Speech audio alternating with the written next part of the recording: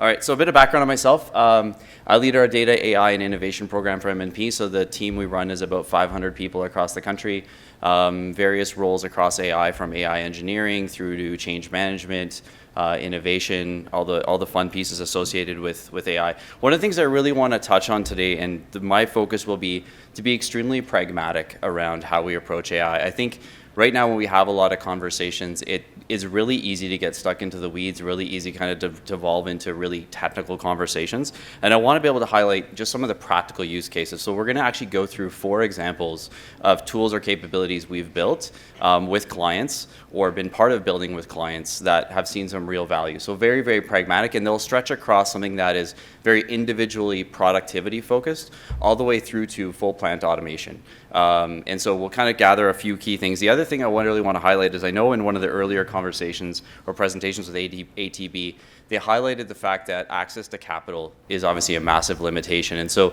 what I do want to highlight is, as a Microsoft partner, we have access to a whole bunch of what they call end customer investment funding. So actually Microsoft works with us to fund the AI projects on your behalf. So there's a really good opportunity there if you're on the Microsoft stack, which I'm going to assume a lot of you are, to utilize a lot of the funding that Microsoft already has in place to incorporate things like Copilot, Copilot Studio, Agent Builder, and some of the more complex automation tools out there as well. So before we jump into it, I just wanted to do a bit of a pulse check. I realize the room's pretty quiet, especially considering I'm presentation number 3 on AI, but just wanted to give everybody a chance to think through these questions briefly. Do you personally use AI tools as part of your day-to-day work? And I'm going to assume almost everybody in the room is going to say yes in some capacity based on the previous conversations. Have you seen AI create real measurable value for your role and for your team? So time saved, quality improved, costs avoided. Usually what we see in a room of this size is about 80% of the hands go up. The third question is the one where very few people tend to put up their hand. It says, do you feel your organization has a clear strategy for where AI should and should not be applied over the next 12 to 24 months? And I think some of the earlier presentations really alluded really well to the fact that the platforms within AI are changing so quickly that it can feel really noisy. And I think what we wanted to highlight, or what I'd like to highlight today, is that there's a simpler way to approach this. So I'm going to skip some of these slides because I know they're repetitive, but one thing I really wanted to start with is this concept of the most common mistake we see with our clients and the individuals we speak to is that basically the business strategy gets lost in the technology conversation. I think really what I want to highlight is that if you get to a place where the technology is leading the way, the business goal has been lost entirely. So AI becomes the focus instead of the outcome.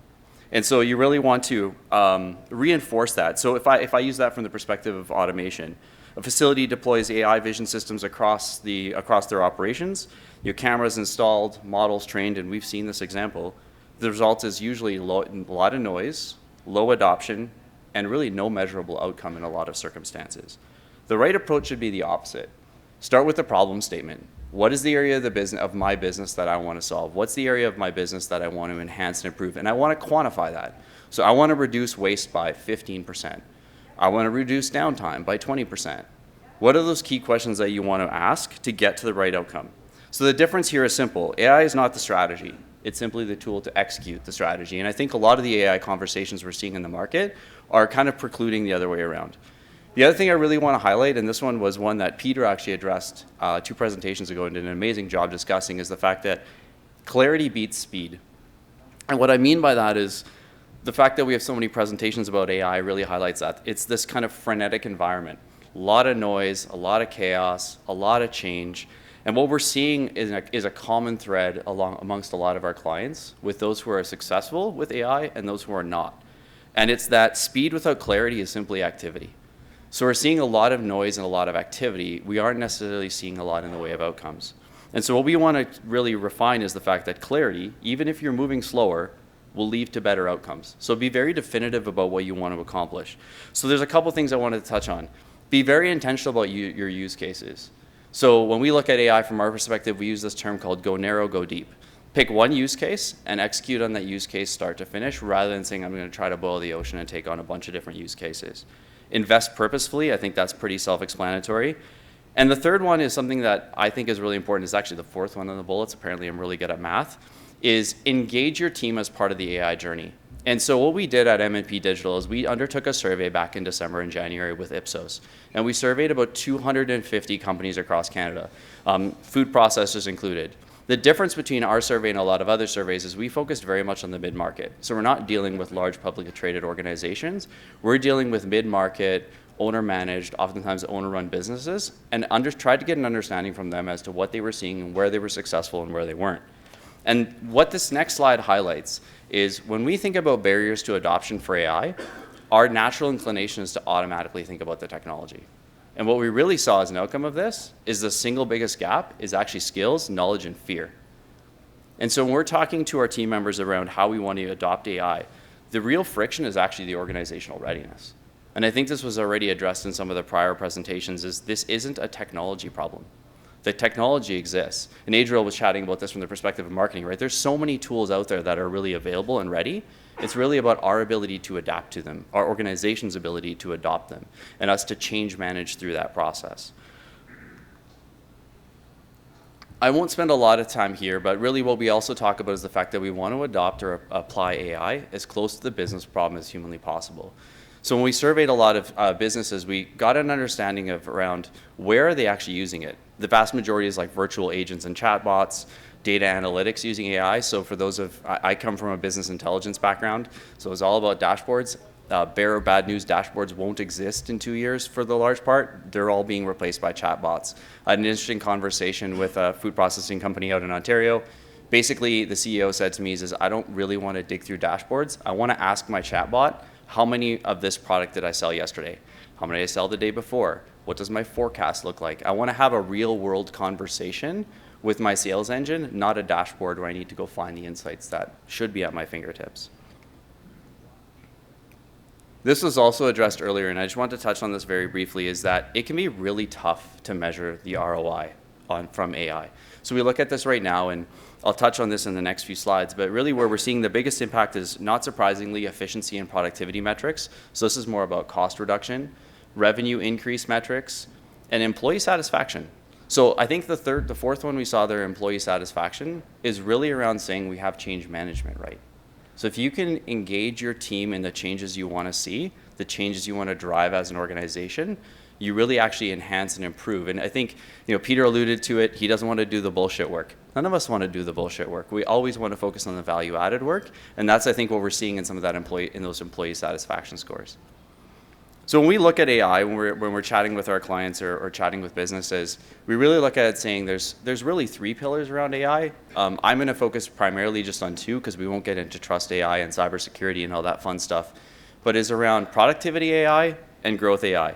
So really for today, we're going to focus on those 2. And if you think about productivity AI, usually these are simpler projects to take on. They're usually a little bit lower cost, but they also typically have a lower value. So this is about removing cost from your business. That's obviously a zero-sum game to some degree, but the second is really around growth projects, and these have much more of an offensive posture. So rather than a defensive posture about cost mitigation or efficiency, it's an offensive posture around saying, how do I grow, how do I develop, and how do I have a bigger organizational impact? So this is the AI value journey, and when we start to chat through some of the use cases that I want to share with you, I really want to kind of compartmentalize them into one of these 3 categories. So the first starts with individual value and productivity. And this is really very, very low barrier to entry. ChatGPT has already been discussed. For those of you, just out of curiosity, if you can actually put up your hands, how many people here are using Copilot? So 30, 40%. That's a really good example of like a personal productivity tool, right? It's something that low barrier to entry, very much for me individualistically, I can create a Copilot to help me synthesize documentation. I use it for meeting synthesis all the time. It's amazing. I can have a phone call with somebody, 40 minutes of a phone call gets distilled into something I can consume in 5 or 6 minutes or refer back to. The second part is departmental value, and that's where you're taking things and you're kind of doing them within a domain. So it's not me for myself, it's as part of a broader team. So you can do this for a finance function or an operations function or a human capital function.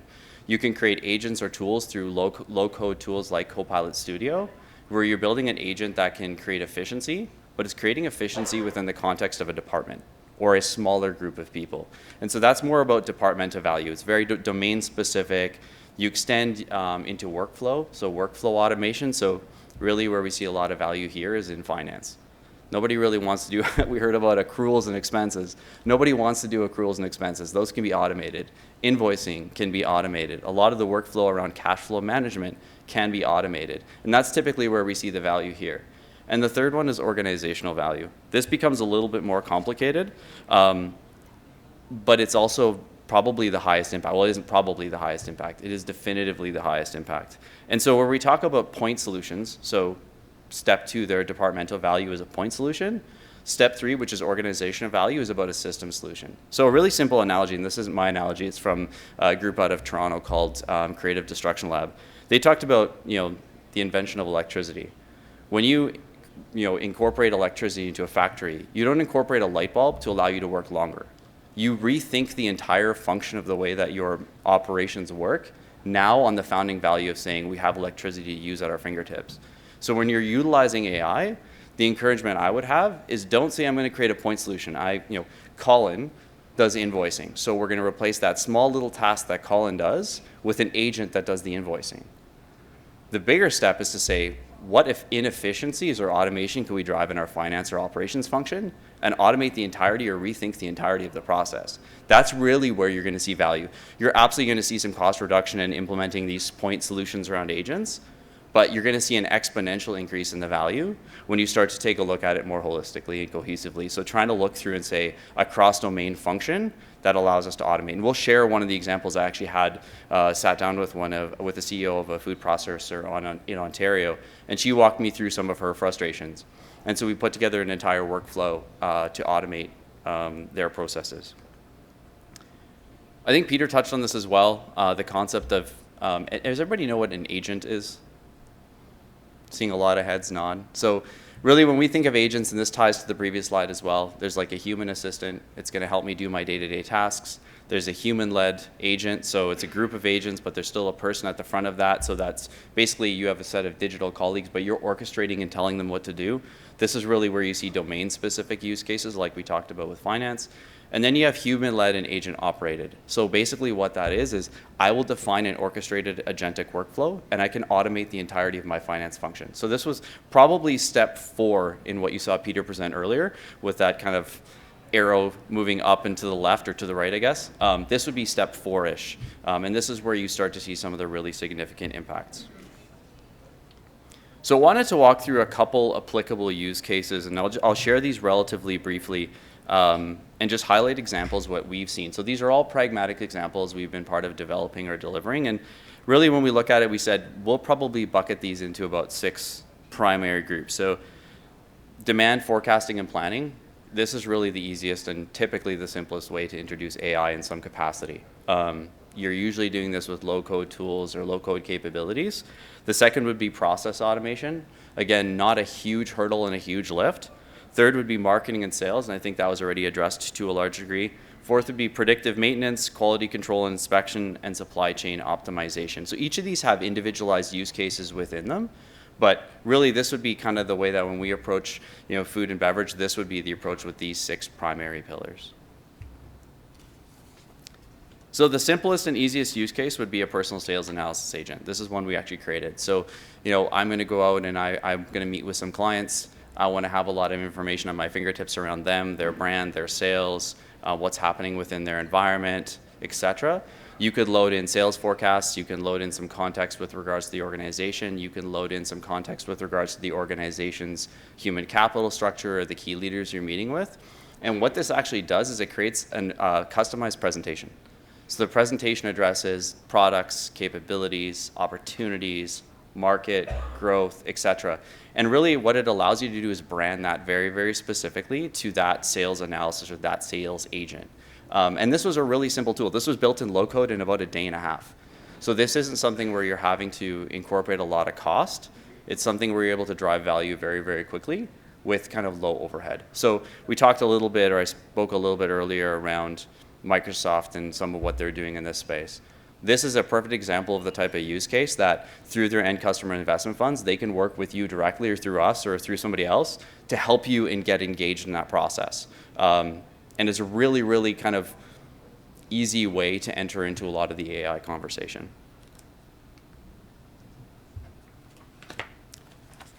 The next use case is one, this was one that I was referring to earlier in Ontario. Sat down with the CEO of a company and she goes, look, ultimately at the end of the day, I've got a whole bunch of issues with respect to the way that our organization is running.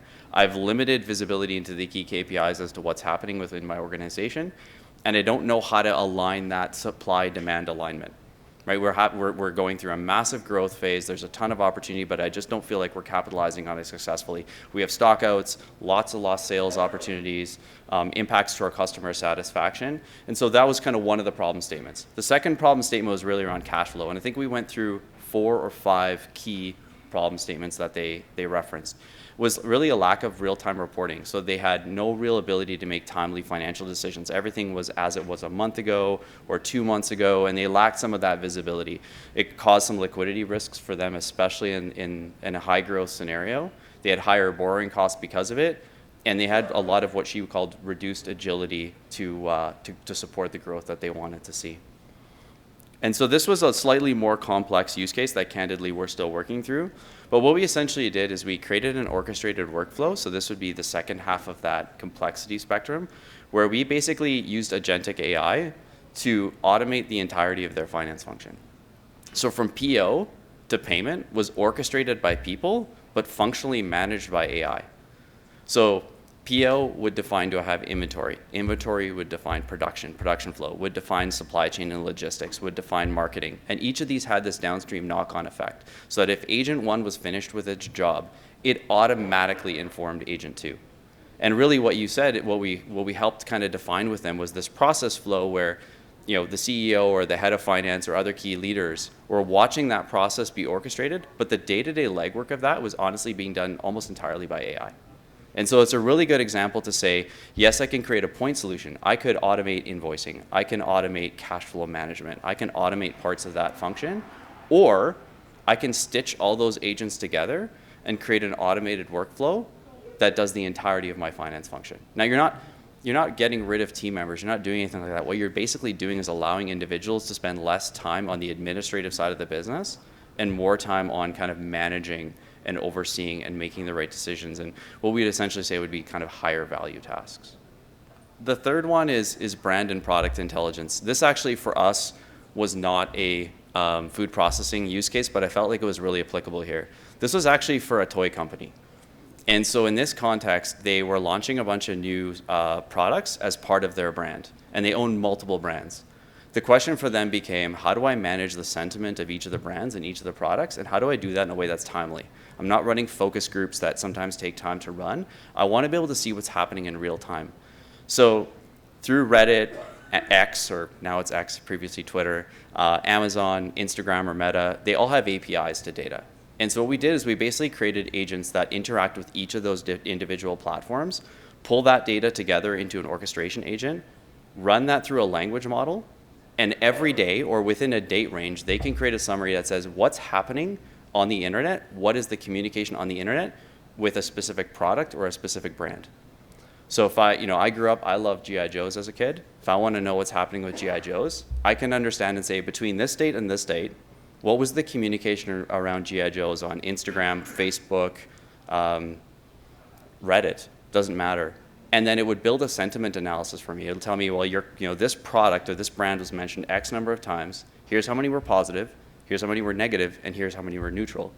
But the agent went one step further in the sense that it also looks at who's saying what. And it doesn't do that in a personalized sense, but it would say, okay, I'm going to pick on Colleen, who I work with every day. If Colleen makes comments about this brand and her prior 10 comments were related to other things in this industry, it would identify Colleen as somebody going, that's really an influencer in this space.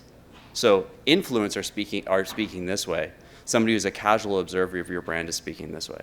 And it allowed them to run that pre or post marketing campaigns. So now you can run and say, what was my sentiment over this period of time, and what is my sentiment following a specific campaign or whatever you may be undertaking. So this was a really interesting way for us to use AI to scrape live sentiment by brand or by product. And seeing a lot of value with that right now. And this is something that we're seeing a lot of interest in just in general, is this idea of saying I'm going to replace a focus group or something that tends to be a very lagging indicator with something that's a lot more real time. Computer vision, everybody's favorite topic. So In the past, I came from a retail environment. I spent the first 12 to 15 years of my life working for one of Canada's largest retail companies. And when I was there, we talked a lot about using computer vision. This would have been 2010, 2012, and it was really around saying, can we track how people are interacting with products, how they're interacting with the store? But we actually had to create a computer vision lab. So it was an entire lab that we had put together, very, very costly, very, very expensive, to manage and understand consumer behavior.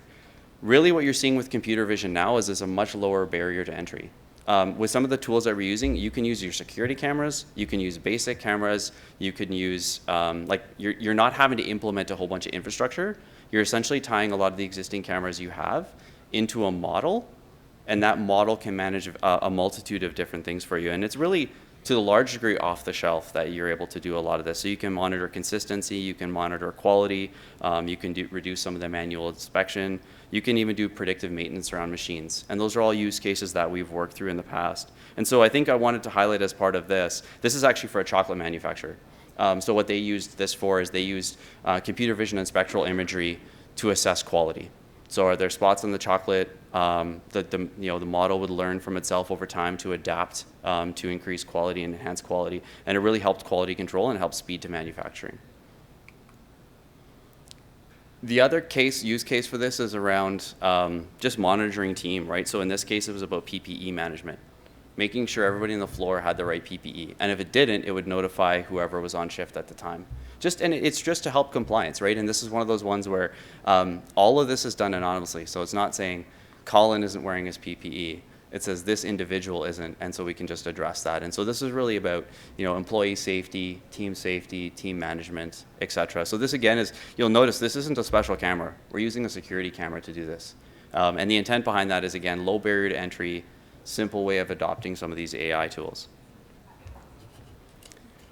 And this is really the two ways you can look at it. So you can look at it as video to action. This would be more about like foreign object detection, defect detection, quality control, workflow automation, et cetera. Or you can use it as a line supervisor. So in that case, we're more about identifying bottlenecks, workflow efficiencies or inefficiency, downtime reduction, PPE compliance, et cetera. So it's the same tool, the same model, applied to the use case that you see beneficial in your specific organization or your specific environment. But the tooling is largely identical, and that is that low barrier to entry there as well. From a deployment framework perspective, relatively straightforward. Our approach is typically diagnose the problem first, so understand the operational reality that you're working within, and again, go back to that problem definition. Design the right AI use case, so really start with saying, what's the outcome that I want to achieve? So this would get our suggestion is to get quantitative. So don't say, I want to improve safety. Be a little bit more deliberate about what that means. Or I want to improve quality. What does that mean in percentage terms so you can actually quantify the investment? We'd pilot it. So again, typically, we're not going to do it over an entire operation. We'll typically pick a line or a use case that we would implement it for. And then from there, deploy and scale. And then the initial deployment helps you understand how to scale effectively from there. So I'm going to close with two quick things, realizing I'm probably about 4 or 5 minutes ahead, but after an hour and a half of AI, I'm sure you're all probably quite happy about that. The first one is like an AI readiness assessment. This is something we worked on with Microsoft directly. So if you want to scan the QR code, I will warn you in advance, there are 60 questions you have to answer. So just be prepared. It doesn't take very long. It takes about 10 minutes. But really what that intends, or what that allows you to do, is it benchmarks you through an AI maturity curve. So it just kind of highlights where you are and gives you a sense as to how you can progress forward. It gives you some AI-generated insights around what are the opportunities specific to your industry or specific to your use cases, and then just some actionable insights to advance maturity. And really, this becomes kind of your current state assessment in really simplistic terms if you want to look at it that way. And so I'd encourage you to do this. It's a really easy way to just understand where you're at and what the opportunities may look like. And the second piece of this is a report we published probably about 6 to 8 weeks ago. And so again, as I mentioned at the onset, this was with 250 mid-market organizations across Canada. They were not, food processing specific, but there were definitely food processors in that. And I think unlike a lot of other surveys that you'd see in the market, this one's very specific to the mid-market and Canada only. So it's not large publicly traded organizations or organizations in the United States. It's Canadian specific. And there's some really good insights. It's about 40 pages around adoption, hurdles to adoption, opportunities, how to scale, how to manage some of the change management. There's a big section around what was highlighted earlier around innovation and how do you create that curiosity within your organization from the bottom up. So a really great way to just bring yourself up to speed. And if you have any questions with regards to any of that Microsoft funding or any of the funding that is available from an AI enablement perspective, I'll be around for a while, and there's a few of us from MNP kind of around the room, so please don't hesitate to reach out as well. Thank you very much.